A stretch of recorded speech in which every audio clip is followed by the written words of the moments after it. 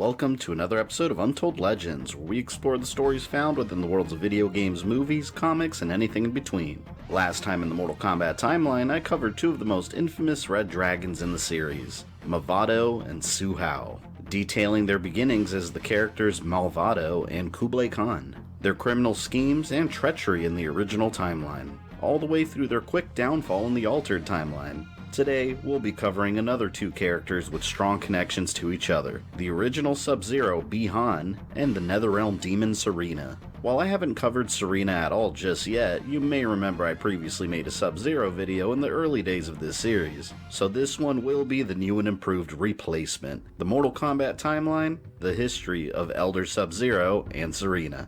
While both of these combatants have become incredibly popular among the fanbase, Sareena has had a very small impact on the series, while the original Sub-Zero had quite possibly the largest real-world impact on not just the Mortal Kombat series, but the entire video game industry as a whole. In the first segment, which is Sega's version, blood splatters from the contestants' heads. When a player wins, the so-called death sequence begins. The game narrator instructs the player to finish, and I quote, finish his opponent. The player may then choose a method of murder, ranging from ripping a heart out to pulling off the head of the opponent with spinal cord attached.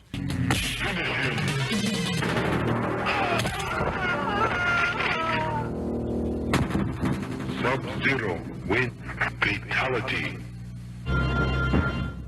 When the ideas behind Mortal Kombat were still in their infancy, it was conceptualized as a Jean-Claude Van Damme starring Bloodsport-inspired video game, which evolved drastically to become something more original, something truly special. Sub-Zero was born from the idea of Japanese ninja-style characters, an idea that was part of the series from the very beginning. Co-creator of Mortal Kombat, John Tobias, began studying Asian mythology and martial arts history in order to develop the storyline that would fuse ninjas into the world of Mortal Kombat. One day in a martial arts supply store in Chicago, he discovered a book written by author Lee Sing called China's Ninja Connection. Lee Sing claimed to provide historical evidence for an ancient secret cult that lived deep in the forests of China, called the Lin Kuei, also known as forest demons. Their fighting style was taught in secrecy, a combination of multiple styles of martial arts, deception, guerrilla warfare, hidden gadgets, and throwing weapons, and they may have influenced the ninjas of Japanese culture. Although the historical accuracy of the book is questionable, it heavily influenced the character labeled Ninja. Ninja's backstory read, "The actual identity of this warrior is unknown. However, based on the markings of his uniform, it is believed he belongs to the Lin Kuei, a legendary clan of Chinese ninja." The Lin Kuei Chinese ninjas, as precursors to the culture of traditional Japanese ninja, inspired what would one day be the rivalry between Scorpion and Sub-Zero, and the Shirai Ryu being an offshoot of the Lin Kuei. Ninja was split into two color palettes, one blue, one yellow. In an early version of the story, Ninja 1 was the hunter, and Ninja 2 was a runaway member of the Lin Kuei being hunted, a storyline that was later adapted into younger Sub-Zero escaping the Lin Kuei cyberization program. Another early story idea involved Ninja 1 and 2 being brothers. One of them wanted to lead the Lin Kuei and kill their father, the leader of the clan, a storyline later reworked and used for Sector, when he slaughters his own father to lead the Lin Kuei. Eventually, Ninja 1 and 2 became Scorpion and Tundra, members of rival clans with a personal feud. Tundra was equipped with the power to freeze, but after a member of the Mortal Kombat design team watched the 1987 Schwarzenegger classic The Running Man, which included a game show assassin called Sub-Zero without a hyphen, the name Tundra was changed. Here is Sub-Zero! Now, Plain Zero! And with that name changed, the deadly Lin Kuei assassin Sub-Zero, with a hyphen, was born, making his debut as one of the original combatants. Sub-Zero. He was originally portrayed by Daniel Pesina, using a store-bought ninja costume due to budget reasons. The costume was cheaply made, ended up being one size too small, which caused some problems during filming, but the public got their first taste of Sub-Zero in October of 1992. Mortal Kombat was unleashed into the wild, and kids flocked to the arcade to experience it, witnessing an intensely violent and gory work of art that sent 90s moms and politicians into a frenzy. This new game, along with some others, was threatening to turn kids into monsters, and it had to be stopped before it was too late. and Sub-Zero was front and center to the controversy with his iconic Predator-inspired spine rip fatality.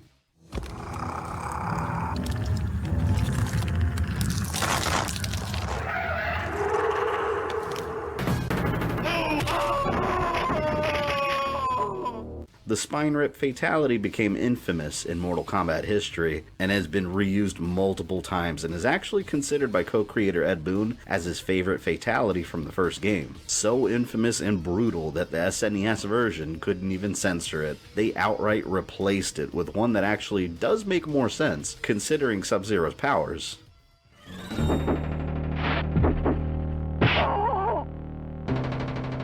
Actually, in Ultimate Mortal Kombat 3, the spine rip was censored to the extreme, fading to a black screen before the spine rip occurs. You don't see anything.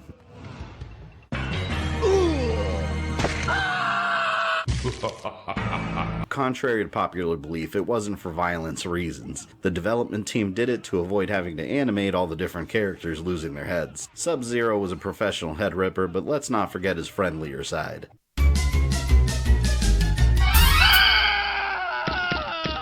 Sub-Zero wins. Outside of the games, the elder Sub-Zero has had a few live-action appearances, most famously in the original 1995 movie as a typical henchman, under the control of Shang Tsung and working side by side with Scorpion, something that's wildly inaccurate. And then he dies from water, getting stupidly impaled by his own powers. The movie's a classic, an early adaptation of a video game that's rather well done, but yeah, Sub-Zero was done dirty. The Mortal Kombat Legacy web series overall depicted a much more video game accurate rivalry between Bi-Han and Scorpion, and at least in the 2021 Mortal Kombat movie, Sub-Zero is being represented a bit more accurately as well. Seems to be a more bloodthirsty killer for hire type of character, which falls right in line with the video games. Sub-Zero in the Mortal Kombat series became so popular thanks to the games and his live-action appearances that the backstories continued being fleshed out further, to the point where the development team decided to explore Sub-Zero's history before the first Mortal Kombat game. And he received his own spin-off title, Mortal Kombat Mythologies Sub-Zero, in which Sareena is first introduced as a demonic assassin under the command of evil sorcerer Quan, played in the live-action cutscenes by Leah Montalongo, the same actress that played Sindel during Mortal Kombat 3's development. I can't leave without thee.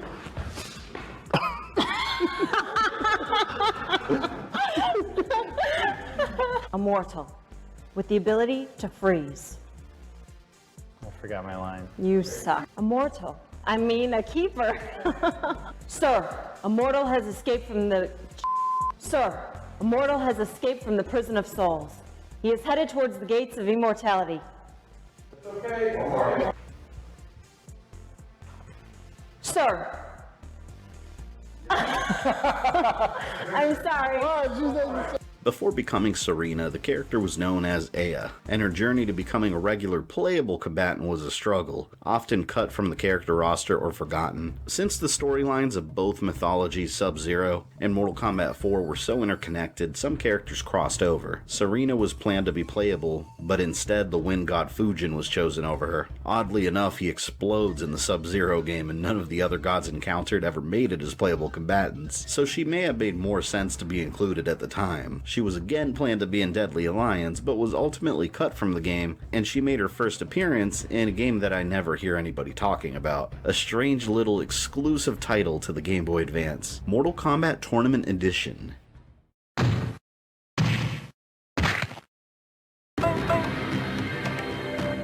Sareena.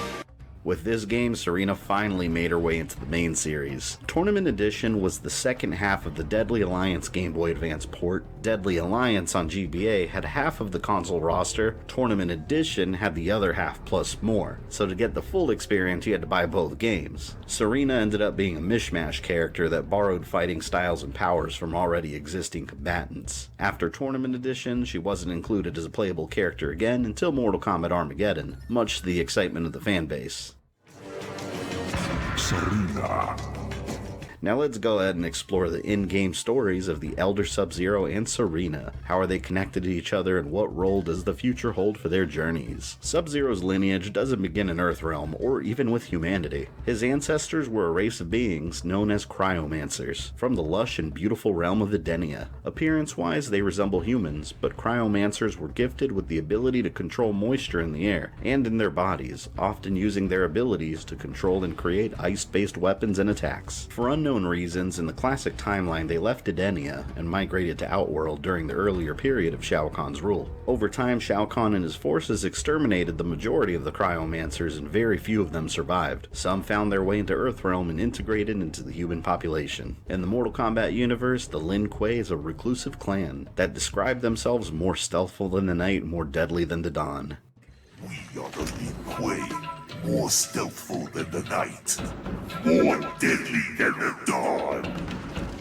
Ruled by a single Grand Master, the group survived for centuries by traditionally choosing and raising warriors by birth and stripping them of their previous lives and identities. Some Lin Kuei warriors possess superhuman abilities, others use their training as assassins and thieves to complete contracts, ranging from assassinations, theft, any activity they're paid to do. At some point, a Lin Kuei member known as Takeda abandoned the clan and fled from China to Japan. He adopted the ways of the Lin Kuei into a new clan of ninjas known as the Shirai Ryu. From that day on, Takeda and all the members of the Shirai Ryu were labeled as traitors and marked for death, creating a long-lasting rivalry between the clans. Bi-Han came from a long line of Lin Kuei warriors. His grandfather carried the original title of Sub-Zero, and his father worked secretly as an assassin. In order to hide his Lin Kuei activities, his father lived in America and married an American woman who he had 3 children with, an as of now unidentified daughter, and 2 boys, Bi-Han and Kuai Liang. Since females were forbidden to be Lin Kuei, the 2 young boys were taken to China and trained from a young age to live and die for the clan.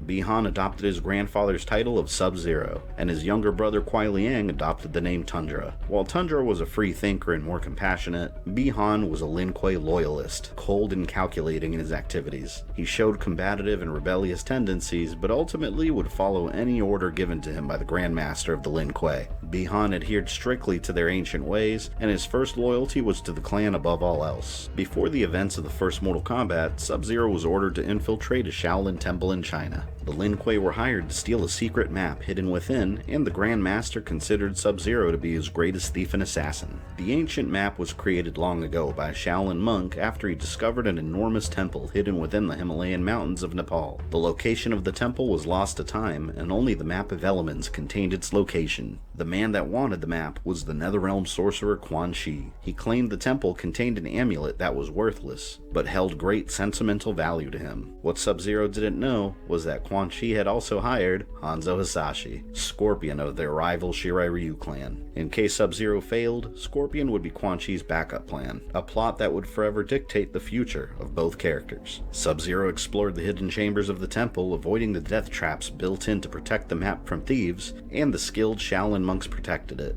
though none of the monks stood a chance against the pure skill of Bi-Han. Just as Quan Chi had planned, Sub-Zero found the map at the same time as Scorpion, and a battle between Shirai Ryu and Lin Kuei could only end in death. The map is mine, Sub-Zero.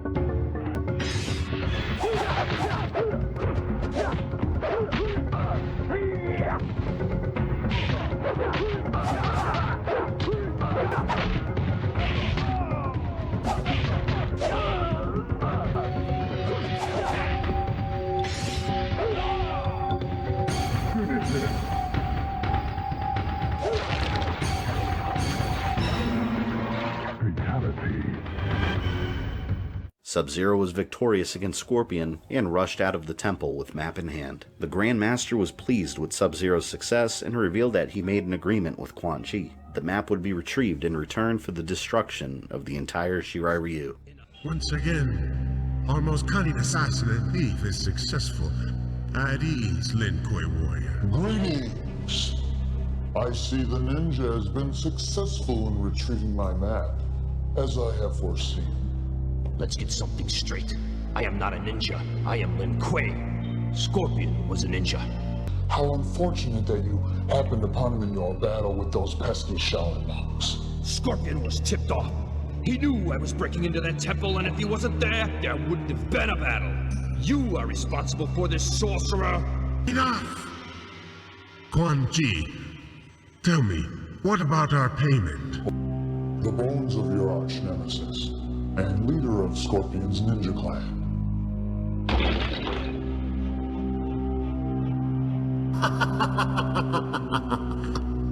Our ancient foes, vanquished in one transaction. And I've personally made certain that every last remnant of their clan has been eliminated.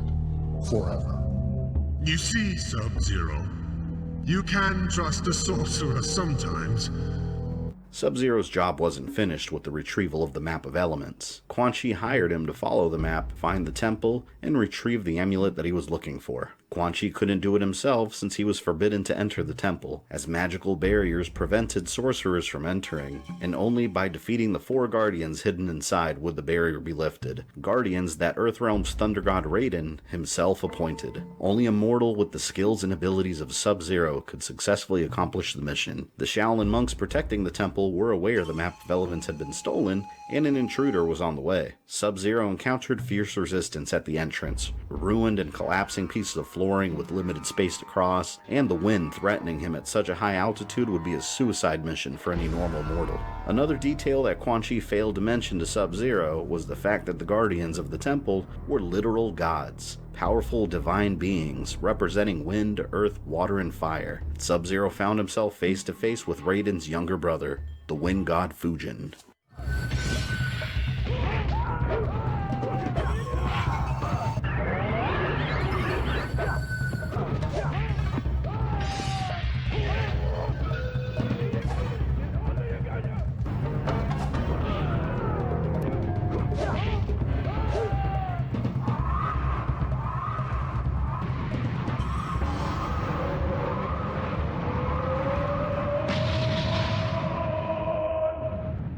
After defeating Fujin, Sub-Zero continued the job he was hired to do, and entered a portal that transported him deep inside the temple into an area protected by the Earth God. Mechanical traps in the very floor under Sub-Zero's feet could easily kill him. Sharp spikes were hidden underground, and one wrong step would doom him to impalement. And much fiercer resistance from Shaolin monks trained with bow staffs, and even some that developed telekinetic powers, stood as the line of defense, in an effort to prevent Sub-Zero from reaching the second guardian.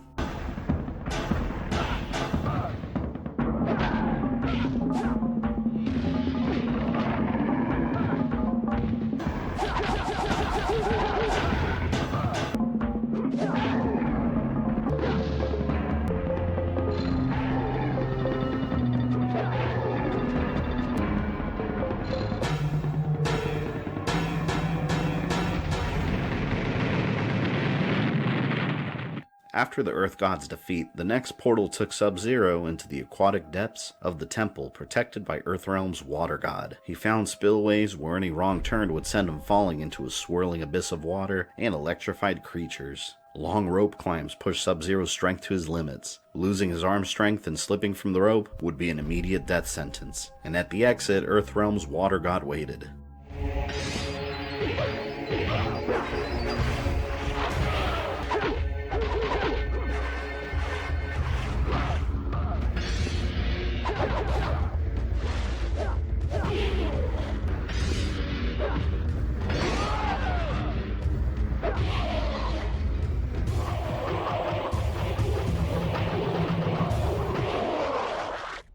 Only one god remained before the barriers of the temple were lifted. The portal took Sub-Zero to the fiery inferno and the deepest parts of the Temple of the Elements. The final guardian was protected by the most dangerous Shaolin monks, trained in the hellish heat found inside. Some of them pushed their bodies to break the limits of human speed. Others molded their bodies into hard muscle, able to take on Sub-Zero in direct combat and hold their own. After much struggle and hardship, he overcame the temple's obstacles and found the Fire God.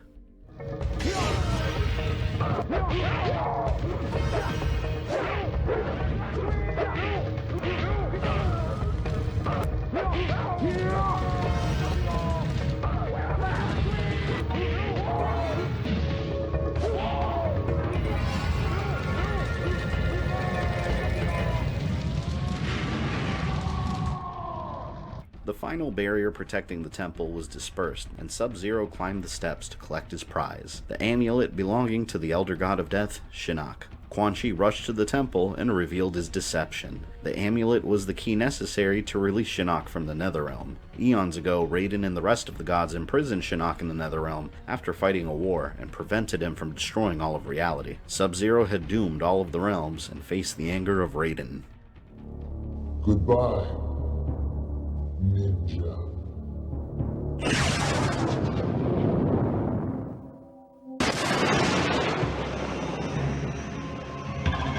Do you realize what you've done? I was just earning my living. Your clan's ignorance and greed will cost this entire realm. Quan Chi could simply be a lunatic sorcerer. I never heard of an elder god named Shinnok, or of a place called the Netherrealm. You better start believing in both, because you're going to the Netherrealm. I'll do it, Thunder God. Only because I don't have a choice. Then stand back. This is the portal into the Netherrealm. Once through, follow Quan Chi, and try to get the amulet before he gets to Shinnok. The Netherrealm is a place for lost souls. If you fail, your soul will join theirs, as well as all the souls in this entire realm.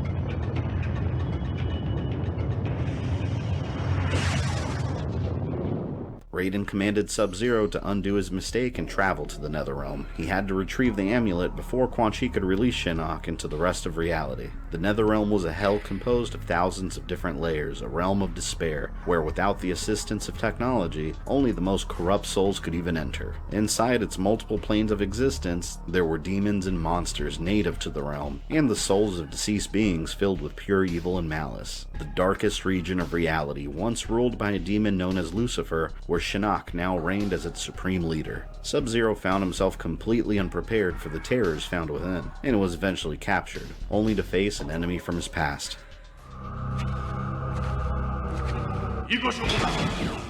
Don't bother worrying about escape.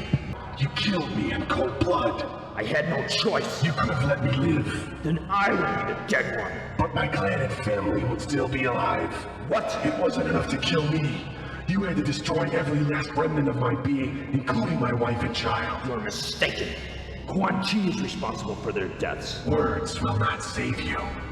Scorpion attacked Sub-Zero furiously. While he was an undead shadow of his former self, trapped in the Netherrealm, Sub-Zero was still alive, and Scorpion was determined to destroy him and keep him trapped in the Netherrealm with him. Scorpion blamed Sub-Zero for the death of his clan, both men victims of Quan Chi's treachery. Upon Scorpion's death, he encountered Quan Chi, and the evil sorcerer fed Scorpion lies to fuel his hate for Sub-Zero and the Lin Kuei. While Sub-Zero and Scorpion were stealing the map in the Shaolin Temple, the Lin Kuei slaughter of the Shirai Ryu was happening, with no mercy. Quan Chi had used his dark magic to pose as Sub-Zero, and murdered Scorpion's wife Harumi and son Satoshi. Scorpion's rage towards Sub-Zero forced him to attack blindly without strategy, and Sub-Zero gained the upper hand.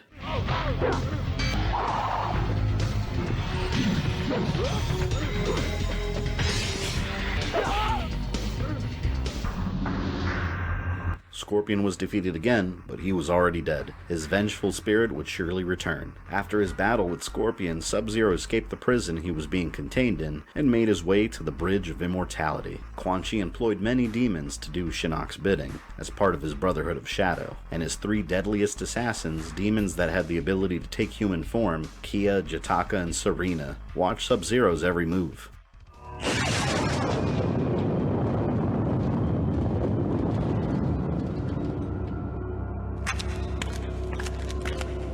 Sir, a mortal has escaped from the prison of souls. He is headed towards the Sea of Immortality. A mortal? Yes, a mortal, with the ability to freeze. Alert the keepers and send a full garrison to intercept. Make sure that he does not cross the bridge. The keepers? But he's just a mortal. Do not question me, Sareena. You more importantly, do not fail.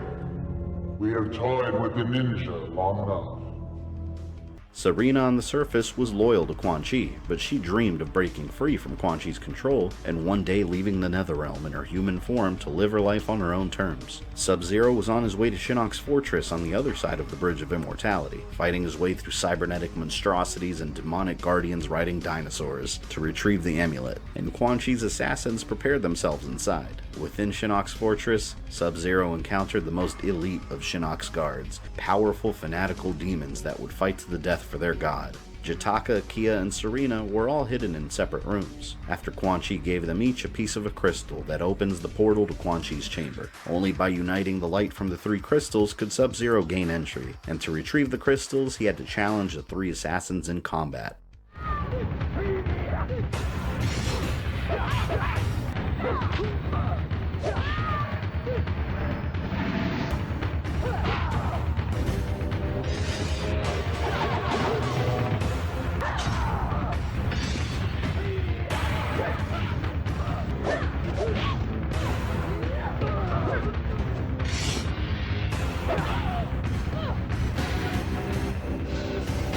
Sub-Zero had the opportunity to end Sareena, but he spared her life. She was no threat to him, and he already caused more destruction than he intended. A very rare moment of humanity from within Bihan. With all 3 crystals in hand, Sub-Zero placed them at the top of the fortress and was teleported to the chamber of the master manipulator Quan Chi.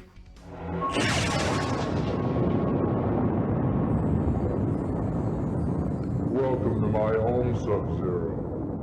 If you're still looking for the amulet, you can find it at the pyramid's apex, around Shinnok's neck. You arrived a little late. I was busy. Don't you realize why Raiden sent you? The Netherrealm is a place for evil beings. You cannot exist here unless you were tainted with evil. You belong here. Join my brothers of the Shadow and worship our Lord Shinnok. Never, sorcerer! Then, so it shall be, ninja.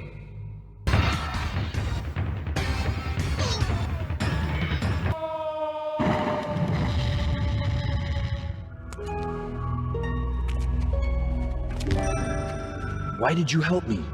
You are still immortal. That means you can escape the Netherrealm. There won't be anywhere to go if I don't get the amulet back. Take me with you. I've waited an eternity to escape. You don't understand. I can't leave without you.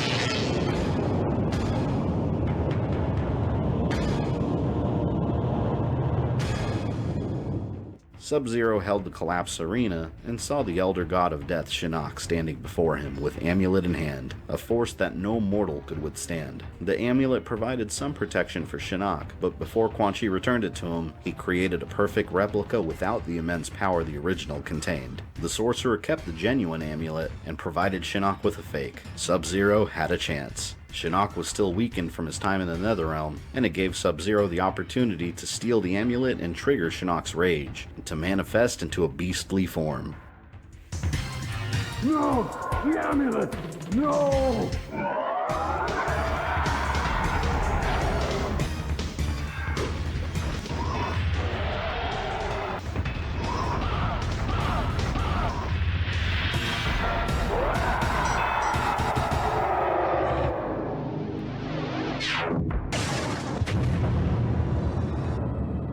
Here. The amulet. Impressive, Sub-Zero. Perhaps you'll reconcile your reckless past after all. That's it? Not even a thank you? Thank yourself for undoing a problem that you created. Quan Chi told me that you sent me because my soul was tainted with evil. Is that true? You are a superb warrior, Sub-Zero. Only you can control your destiny. Not even the gods can alter your chosen path in life. Was that a yes? Or a no? That was a yes. But only you can change it. Sub-Zero had saved the realms that were put in danger due to the greed and ambitions of his own clan. As for Sareena's fate, Bi-Han sparing her life spurred a change within her. She knew now that she had a choice, and she chose to help him stop Shinnok and sacrifice herself. But the blast didn't kill her. Instead, it destroyed her human form and sent her essence into the 5th plane of the Netherrealm as punishment for her betrayal, a place where she would spend years suffering and looking for a way to escape. And Shinnok remained in the Netherrealm, plotting his return in the future. Back in Earthrealm, Sub-Zero returned to the Lin Kuei, and the Grand Master introduced a new guest. It seems your exploits have caught the eye of another sorcerer. I would like you to meet the retainer of your services. His name is Shang Tsung, and he would like you to compete in a small tournament. It's called Mortal Kombat. Shang Tsung invited Sub-Zero to participate in the upcoming Mortal Kombat tournament. Before his arrival, however, the Lin Kuei were hired to kill Shang Tsung by a mysterious benefactor. Sub-Zero agreed to the Mortal Kombat invitation with the idea of gaining easy access to his target. Before the original tournament began, Sub-Zero boarded a ship that was headed to Shang Tsung's island. On the boat, Johnny Cage was getting in a fight with Kano and some of his thugs until Liu Kang stepped in to end the fight. Sub-Zero watched quietly from above as he waited patiently for the boat to arrive at its destination, when suddenly a familiar voice appeared behind him. Quan tracked down Scorpion in the Netherrealm and revealed that Sub-Zero was alive and well, and participating in the tournament. The vengeful spirit of Scorpion could not be contained, and he returned to Earthrealm to avenge his family and clan. To Sub-Zero's shock, the man he killed and defeated again in the Netherrealm was here in Earthrealm hunting him. Scorpion stressed that he wasn't a cold-blooded murderer like Sub-Zero was, and would find him in the tournament. For now, he would let him go, and Sub-Zero called him a fool for sparing his life, an action that a proper Lin Kuei would never perform. There was no stopping the final confrontation between Scorpion and Sub-Zero. In the tournament, the Lin Kuei and the Shirai Ryu came to blows in a violent battle. In his non-canon Mortal Kombat ending, Sub-Zero defeated Scorpion again and successfully assassinated Shang Tsung. He received the title of Grand Champion of Mortal Kombat and retreated back into the shadows. He was paid a large sum of money for accomplishing the assassination and used it to retire from the Lin Kuei. In the canon version of events, Sub-Zero would retire in a completely different manner. In the fight with Scorpion, Sub-Zero was battered, and without hesitation, Scorpion took his revenge.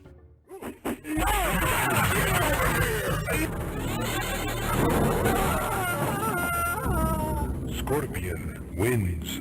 Sub-Zero was dead, and he would pay for a lifetime of atrocities. Instead of rising to the heavens where the gods resided, his tainted soul was thrust deep into the 5th plane of the Netherrealm.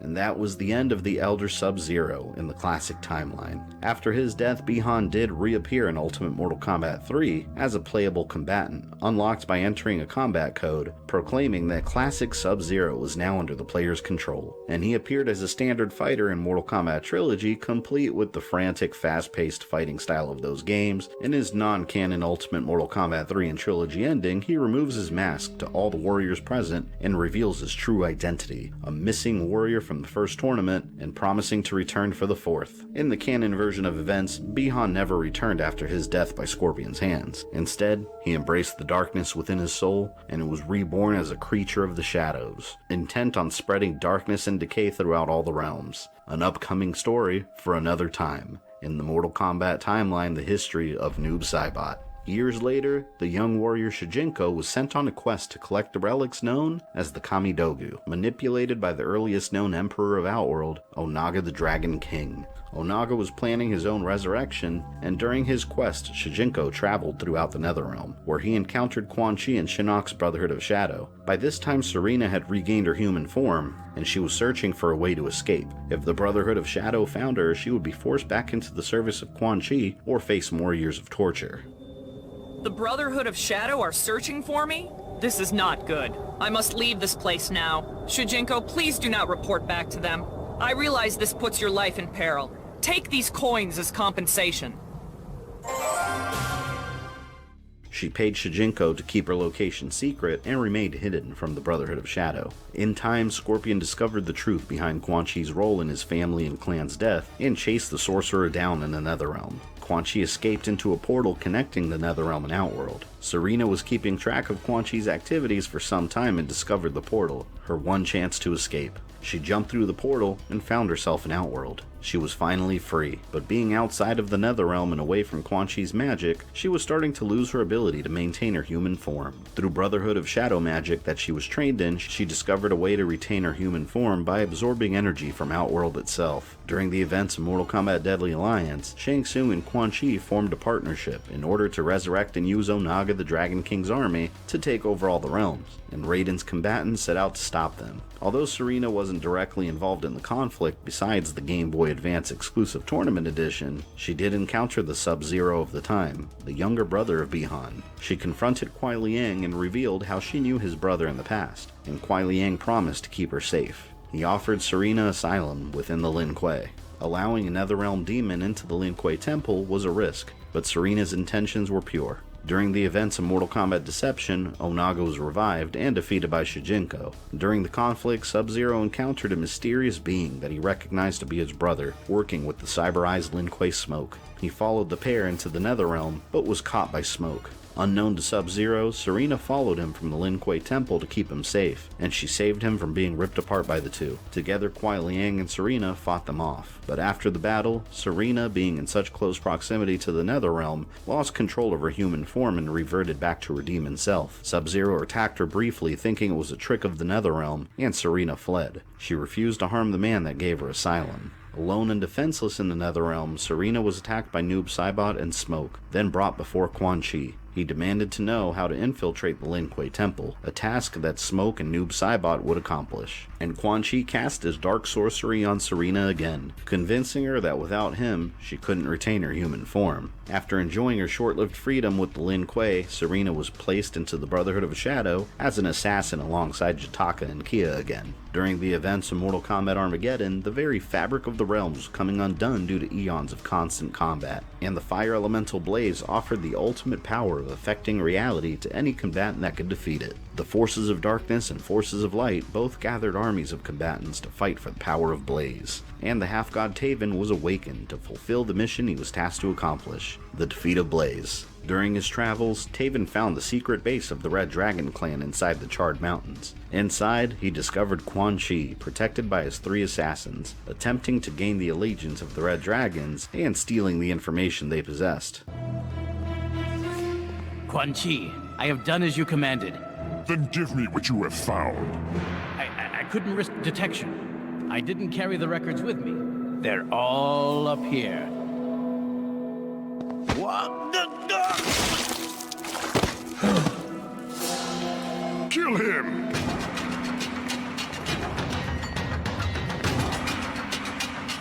Quan Chi ordered his assassins to attack Taven, but even with the combined might of all 3, Taven was still victorious. Quan Chi, Jutaka, and Kia escaped back into the Netherrealm, and Sareena was left behind. Taven, much like Bi-Han, had no intention of harming her further, and she was free of Quan Chi again. With armies gathered, Sareena played her part and joined the forces of light against her previous masters. In her non-canon Mortal Kombat Armageddon ending, Sareena defeated Blaze and gained the power to take her final revenge against Quan Chi.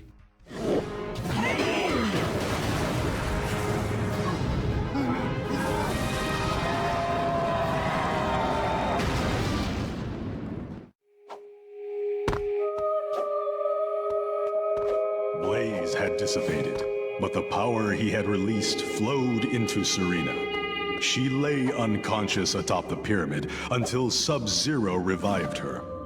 Examining her hands, she found that she had gained the ability to freeze. Sareena confronted her old master, Quan Chi, and froze him solid. She and Sub-Zero hid the sorcerer in the Lin Kuei temple, where he will remain forever suspended in a block of ice.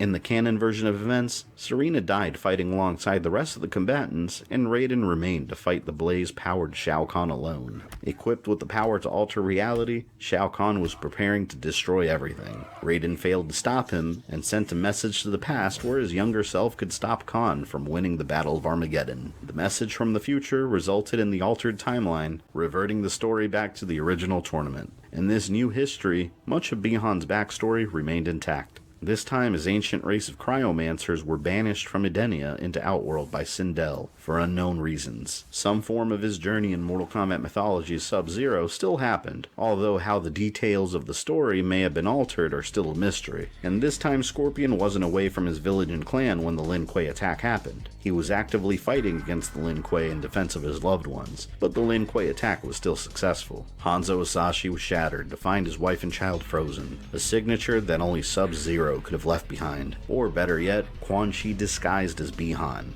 Surrounded by Lin Kuei and the disguised Quan Chi, Hanzo was in too much grief to fight back, and Sub-Zero ended his life, then forced him to stare at his frozen wife and son as he descended into the Netherrealm. In this timeline, instead of being hired to assassinate Shang Tsung, the Lin Kuei were hired to fight against Earthrealm and assassinate their combatants. Bihan's first battle was against Sonya Blade when she attempted to rescue Jax from Shang Tsung's dungeon. On the contrary, you are very much a contestant. You will face Sub-Zero of the Lin Kuei clan of assassins.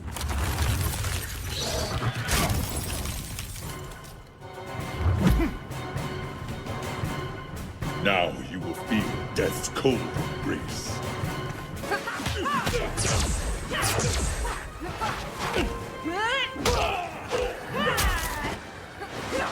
Sonya wins. Sub-Zero was defeated in the fight against Sonya and didn't participate in another battle until Scorpion defeated fellow Lin Kuei, Cyrax, and Sector. Raiden spoke with Scorpion and let him know there was another way. He didn't have to kill Sub-Zero and could keep his honor intact. Scorpion promised Raiden that he wouldn't kill him, but simply defeat him. I will have my revenge, but I will not kill Sub-Zero. Will not. Or cannot. You!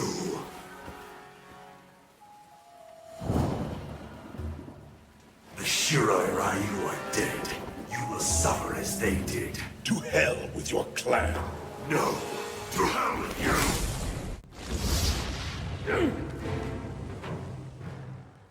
The Netherrealm.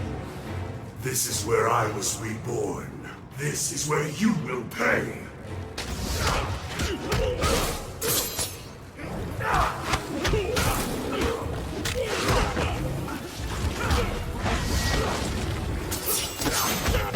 Scorpion wins. I have avenged my family and clan.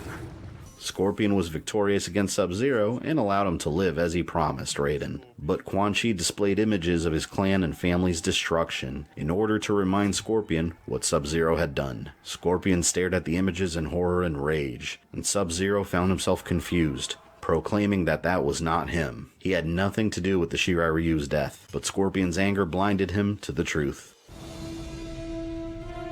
That is not me.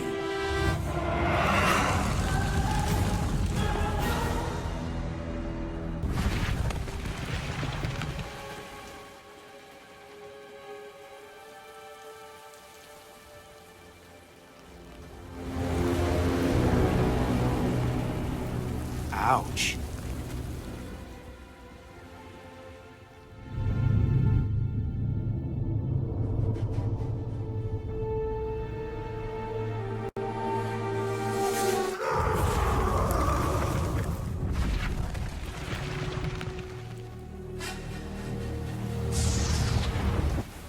An unfortunate end. He once defended Earthrealm from the Netherrealm armies of Shinnok and Quan Chi.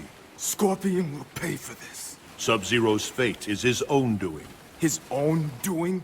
The Lin Kuei have a history of making ruinous choices. As in the original timeline, Bi-Han suffered the same fate at Scorpion's hands, and much to Quan Chi's pleasure, still became that same creature of darkness, ending his story in the altered timeline. Sareena did make a small cameo in the background of the pit stage in Mortal Kombat 9, fighting different combatants, but she played no canon role in the story until the events of Mortal Kombat X. Shang Tsung was defeated, Shao Kahn was defeated, and many of Earthrealm's fallen combatants were turned into mindless Netherrealm revenants, undead servants of Quan Chi loyal to Shinnok. During the events of Mortal Kombat X, Shinnok was threatening to escape his Amulet prison and return to the realms of the living, and Quan Chi and his revenants were wanted Special Forces fugitives. By this time, the Special Forces had technology to access the Netherrealm, and Jackson Kenshi led a mission to find and capture Quan Chi. Sareena reappeared as a Netherrealm consultant to Earthrealm's forces, guiding them through the hellish landscape, and she was determined to help them capture the evil sorcerer. He seems unable to fully use his magic. He's weaker than when I was in his service. Sareena's dead on. He doesn't have Shinnok as a power source. He's still Quan Chi, though. I realize you agreed to guide and observe, but you are welcome to assume any role you wish. Too rusty. Don't want to jeopardize the mission. He approaches.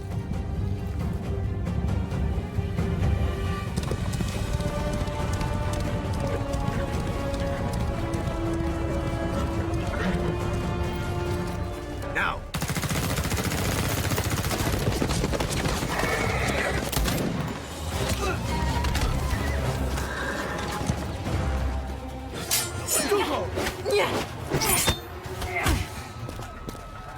It is possible to escape Quan Chi Katana.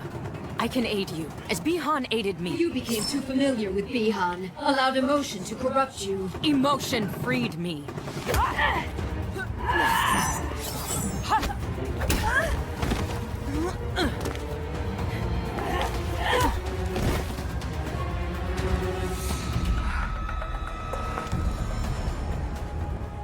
I don't understand, Katana. I mean, I hate the things I did here, but you enjoy being a revenant. It suits me. I am a victim no longer.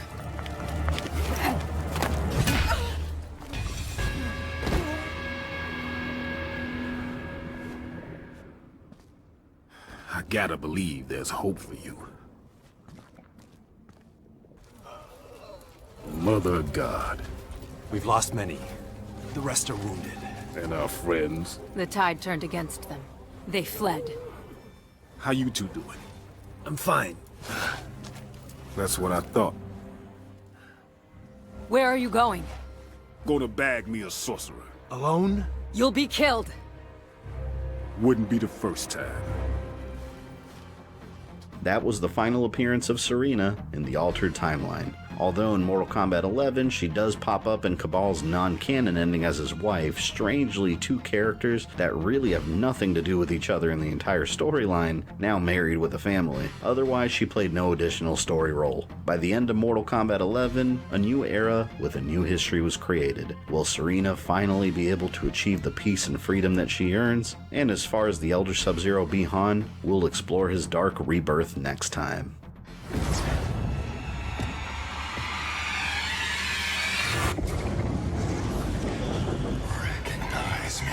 Little brother. Bi-Han? Yes. It is I. Quan Chi's creations do not die easily. Its shadow will talk in the realms. If you'd like to support my work, I invite you to become a patron. There's multiple levels of support available. Or for an option right here on YouTube, you can become a channel member and gain access to exclusive live stream badges, emojis, and polls. Every dollar helps keep the channel grinding away, and I'd like to thank my current patrons and channel members for their continued support. Don't forget to smash that like button, subscribe and hit the bell for all notifications, and follow me on social media so you never miss a thing. I'll catch you guys later.